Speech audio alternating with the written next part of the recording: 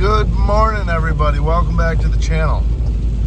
It is Monday morning and it is raining. Big old fat rain. All day yesterday we had sideways rain. So yeah, we are damp, a wee bit moist here in Pavilion, New York. See what we get into today. This kind of throws a wrench into the plans of moving Manure, but yeah, there's plenty of other stuff to do, so we shall see when we get there. Follow along, guys. Hit that like and subscribe button, push the little bell to get notifications when I post a video, because who doesn't love being notified when I post a video? Yeah, hit the button and let's get into it here.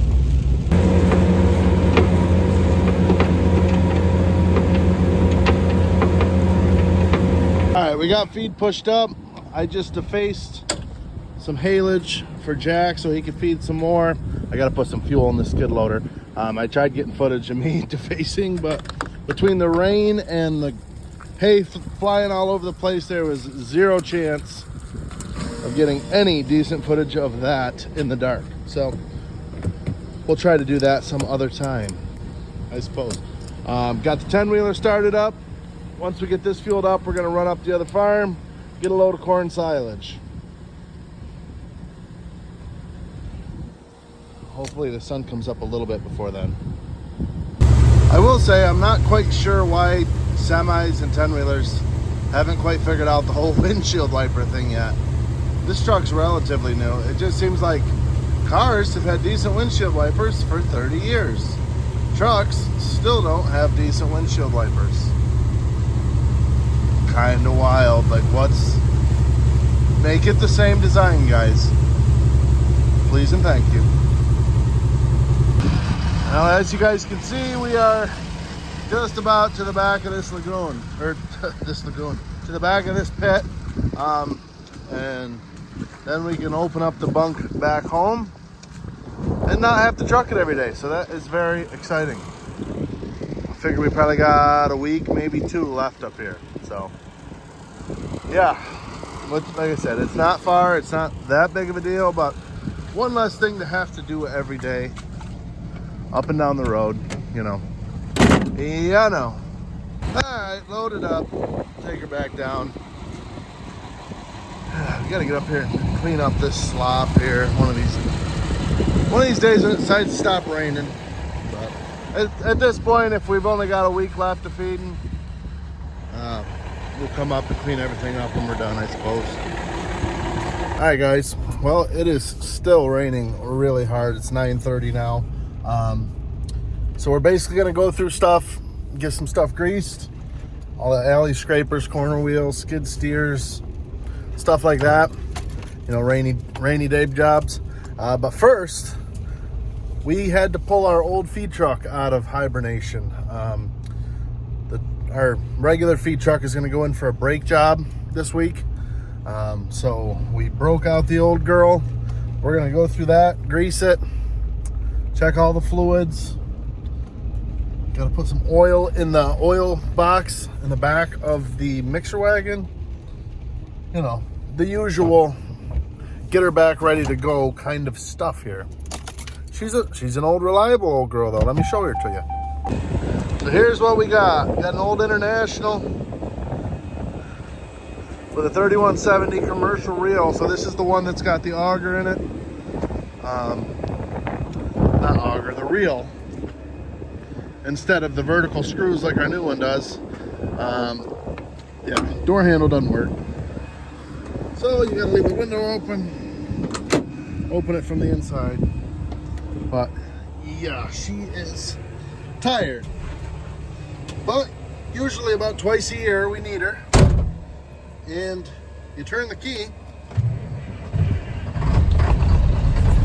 and she fires up. A little squeaky, but it can literally be sitting for 6-8 months and fires right up. So we're gonna take her up. Let's see if the wipers work.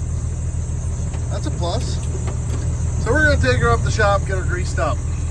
I kind of forgot that Tyler was in the shop. He's doing a brake job on one of the pickups. Says it should be done the next hour or so. I'm not gonna stand out in the rain and get that thing ready, so got the grease gun here. We're gonna run over, grease some skid steers, grease some alley scrapers, get that stuff done, stuff that's inside, out of this rain. Oh well, what are you gonna do? All right, first we're gonna head up this skid steer. We'll get this thing greased. The rest of the skid steers are all out and about being used. Figured I'd show you guys this barn here quick. This used to be the milk barn. So the old parlor is up in there through those doors, and they used to return out of here. There used to be 1, 2, 3, 4 rows of stalls up there. There used to be some stalls up here. And then there used to be 4 rows of stalls in here. And now this is all just weaned calf storage. Those of you guys who've asked about show barn, we don't have a show barn, but this pen here, and there's a pen in the back of this barn, is where my mother-in-law keeps her show calves. Actually, that one standing up there is the one that went to State Fair this year. So yeah, that's where they're kept.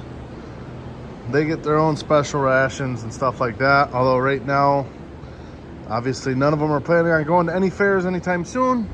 So I believe they're pretty much on a regular ration. But in fact, these guys might be headed up to the dry cow barn here soon, once they're confirmed pregnant. But you can see most of this barn here, we pulled the stalls out of, and we just have bedded packs in here. We've got homemade grain feeders, homemade hay feeders, and they've got waters with floats.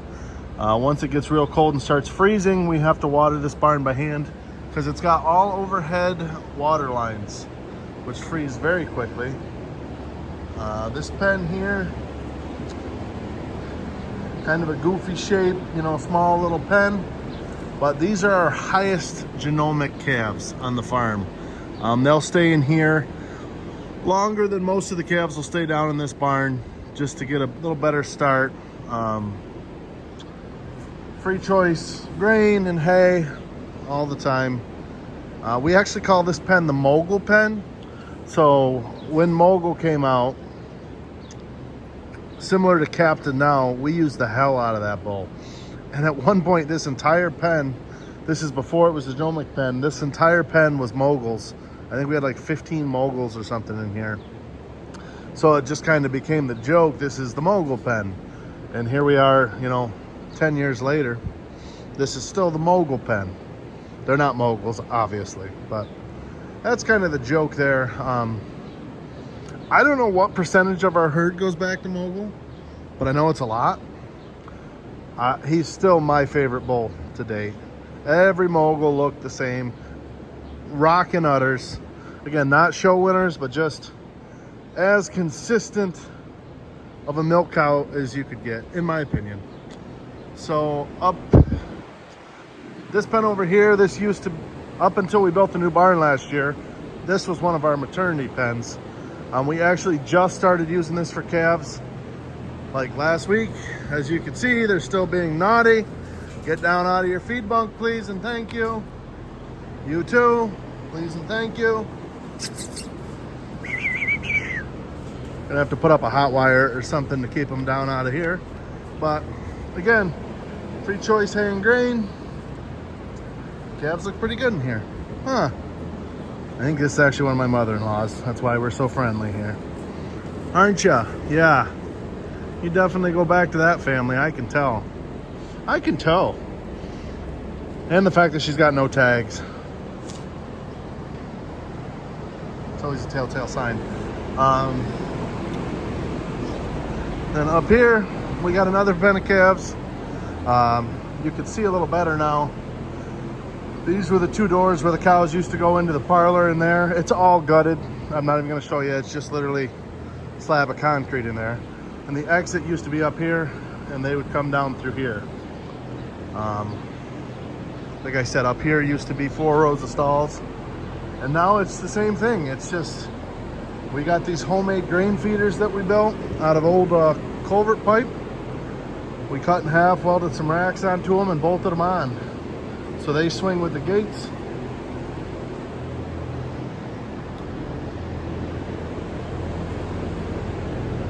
Pretty quiet up here.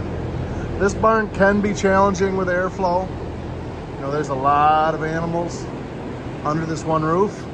And in the wintertime, when you got to seal stuff up, it gets a little challenging, but we make the best of it. I feel like every big farm has a barn like this that's like so much real estate that you can't walk away from it. But at the same time, it's terribly inefficient. And yeah, it's no one's favorite to work in. But as you can see, there's a lot of roof here. And there's a lot of what? Yeah, we're gonna have to do something about that. They keep getting up there, but also this is where we park the tractor and better. It's just kind of its spot. In the wintertime, we can plug it in, so it helps start a little better. We also keep our mineral blocks, our sodium bicarb. That's just a different brand of sodium bicarb there. This used to be a feed bunk, obviously, where the cows would all come down to eat. This here was our other maternity pen. There used to be a maternity pen there and a maternity pen here. We would run them out of the big free stall, which is right there. There used to be fencing all along here. They would come down, calve in here. Happy that we don't have to do that anymore. Also, we got 2 harvest stores here. We've got an old high moisture corn grinder in here, an electric grinder. We used to grind all of our high moisture corn. We'd back the feed truck in here every load and grind. It would take about 35 to 40 minutes a load. So we finally were able to walk away from there because the bags are shot in both of them. The amount of money that it would take. Also feeding dry corn, we found seems like the cows do a little bit better on it. Only disadvantage, obviously, you got to dry it. Where with the high moisture corn, we'd be combining now and putting it in the silo. Maybe someday, this sounds stupid, put new bags in there, get a grinder blower so we could grind it going in instead of grinding it coming out. And that would save time, but I doubt that'll ever happen. Not really sure what we're gonna do there. But anyway, so yeah, this was our second maternity pen, and we just got another group of calves in here. So that's this old barn. Again, just a lot of roof, a lot of space, a lot of head. Inefficient, but gets the job done. So anyways, I'm gonna stop blabbling here and get back to greasing. All right, well, we're in the barn here now, greasing the alley scrapers and stuff. So at each end of the barn, there are 4 corner wheels, 1 in each alley that have a grease fitting. At that end, there's the drive units. I can show you guys them when I get down there. So the alley scrapers bring all the manure to the middle of the barn here, and they dump down into this pit. Down in this pit, there's a auger. It's a Pat's auger that stretches all the way into that room. I can show you that room over there here in a minute. Figured I'd show you this cow. I just noticed she was in heat. This is one of my mother-in-law's cows. She's a Helix. One of my favorite cows of hers. Maybe not the best show cow, but certainly a really hard worker, huh? Aren't ya? Her mother's a really, really nice cow, $39.99. I'm drawing a blank as to what she is, but I know she's got a lot of milking daughters, and they all look pretty similar. You know, just real good milk cows. Real good milk cows. Anyways, I will show you guys this auger over here and how this works. So each alley obviously has 2 alley scraper sleds on it. So when one's going back, the other's going forward. And then the opposite end of the barns, it's the same way. There's only 2 drive units in the whole barn that run all 8 sleds. So again, love-hate relationship with alley scrapers, but certainly is nice when they work. Here in about a month or 2, they turn into a bit of a nightmare when it gets cold, but Let's turn on the light for you guys. So, Pat's auger. This used to be a Hool gutter cleaner chain. So that's why there's two sections here. The one we just let fill in. The auger only runs down the one side. To turn that on, all you gotta do is hit the start button. I don't know if that's 12 or 14 inches, something like that. And just pulls the manure, dumps it into this pit here. Behind this wall, there's a Hool piston pump powered by this motor here. I can shut that off so you guys can hear me now. This hydraulic pump goes up and it powers the piston pump that's right down here. So that takes it from there and sends it straight across the road under that barn over into the lagoon. So that's how the manure system works. There's also a big air compressor over there that once a week or so, you can shut the valves for the manure and put air to that pipe just to help flush it out and keep that cleaned out. So that's the manure system here. The nice thing is there's not a lot of grease fittings. It's just those two grease fittings. The old gutter cleaner used to have all kinds of grease fittings. So this is definitely easier and much nicer. Also, this is a Gia agitator. We used to use this because we were worried about sand building up. But about 2 years ago, the blade's bad. Motor kept going, it's tired, wore out. And we stopped using it for about a month and nothing changed. So we've been a long time now and the sand hasn't built up in this small pump. So we no longer use the agitator. You do gotta love this time of year when it's nice and cool. The cows are back from the parlor and they're all just laying down, chewing their cud until some jackwagon walks through and wakes them up trying to make YouTube content. But yeah, they're all just kind of laying down here, nice and comfortable. We'll go up to the front here and show you. There's a few up eating. But for the most part, the girls are all laying down comfortable. Just enjoying some R&R here. 50-50, I really like that cow. She's in Abbotsford. Nice cow.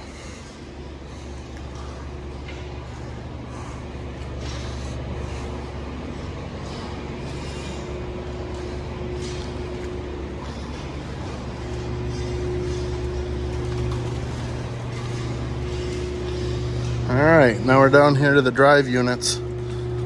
We'll get them greased up. All right, so here's the drive units. This is Hool's older style, the way I understand it, but they're still working and running. So you got a grease fitting down here, grease fitting on that bearing there. On each side here, there's grease fittings. Down there's one. And under there's one. Then I can show you guys the corner wheels. That's just a simple, greasing the center shaft there on all of them, but that's all that is.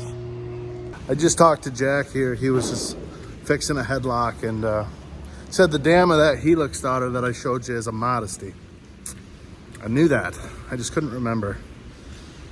The dam of that cow is a real big, she's number 3 that my mother-in-law bought at the Cornell sale.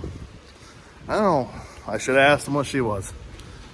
Rubicon. 95% sure she's a Rubicon.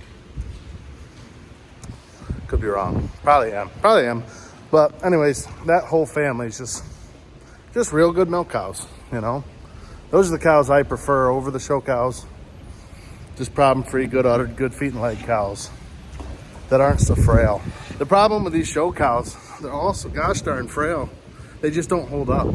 But just my opinion. I still love to go to cow shows.